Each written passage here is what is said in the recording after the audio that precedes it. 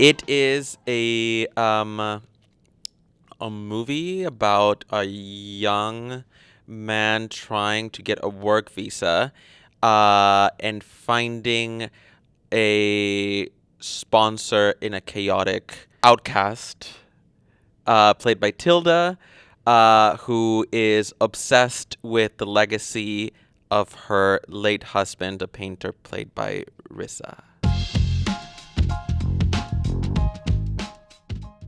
It seemed a kind of what they call no-brainer that he should direct it. And there was a very exotic moment when we were talking about other people directing it, but I never took that very seriously because I always thought that he should direct it. And we all just strong-armed him into realizing it himself. I'm happy I did. We're all very happy. I hope you're happy I did. Are you? Very happy. Yeah, good. Yes, we're happy. We're you did. very happy. Okay, great. Thank you. I don't feel those things, but I do think that maybe that's the shell of the work, and then I like to think that there's something concrete and relatable in the center of that. I think that the toys provided a fun vessel for these ideas, and I think that all these things to me are vessels. Like this idea that became a movie happened to be the right vessel for this idea. I think I'm like idea first, medium second, and I think that's why this character happened to be a toy designer, which also felt fun and completely absurd. But who could have also been a poet. He could have also been a coder. Yeah, that just felt like a fun, rich world. I like doing things that's not me, like that only have at most a spoonful of me in it. So Bobby is not me. He's an artist, but I don't think his mentality is my mentality, and I don't think his art is as clear as my art. You know what I mean? So, but also, you know, Julio is a very funny guy, funny writer. This story is funny. I'm a fan of you know, I spend a lot of time watching comedies, and I hate to say this out loud, but I'll probably watch Woody Allen Collection twice, okay? And when I was reading this script, I was getting that type of energy. And like I said, to be a guy who wants to make toys, right? It actually adds a bit of magic to the character. And when you see the film, I think that's what it makes it all work in all reality. There's not a spoiler, but there's a spoonful of magic in here that only he could bring to us, and only that character could live through. Yeah.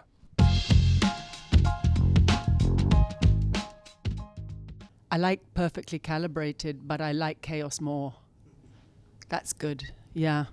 I'm curious that anyone's described it yet, because about 4 people have seen it. So we're very curious to know what anybody might make of it. She's an absolute nightmare. A nightmare. A nightmare for Alejandro, who Julio plays, but also a real nightmare for herself. And I think that that people will recognize her. A lot of people will recognize her in themselves as well. I think she's just what they call a hot mess, times 10. She's a writer. She's an art critic, which is why she met Bobby. She wrote an article about him for the New Yorker, and got into terrible trouble because he then felt that her article put him at an unfair disadvantage because it was kind of insider dealing. No, she's got the kind of whatever the opposite of the Midas touches. Everything she touches kind of falls to shit, and that's what Alejandro walks into. or rather walks towards, is magnetized towards, cannot resist, actually. Yeah, it's a love story, actually.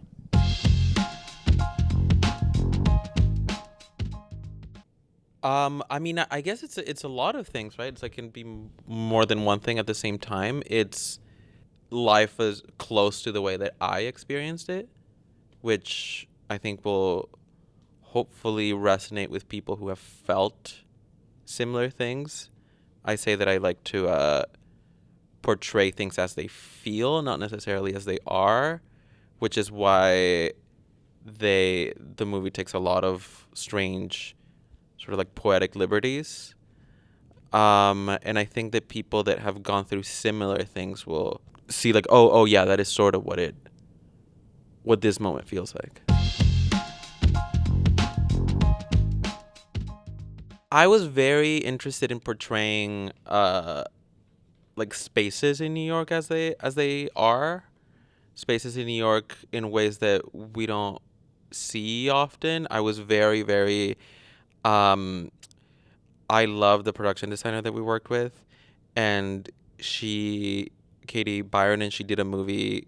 She did Sola before this movie, and the thing I loved about the production design in Sola is that there's so many plastic bags in Sola. Every location, there's just so many plastic bags, and that is like part of the mess of real life that we don't see often. Like this room has so many cables. Rarely, and if you were to make the movie version of this room, they would clean up the cables and make it look like nicer. But I like the disorder, and Elizabeth is such disorder, so it would only feel that's Tilda's character, and so it only felt appropriate that, you know, I like wrinkles, I like unbleached teeth, I like dust, I like portraying things as we experience them.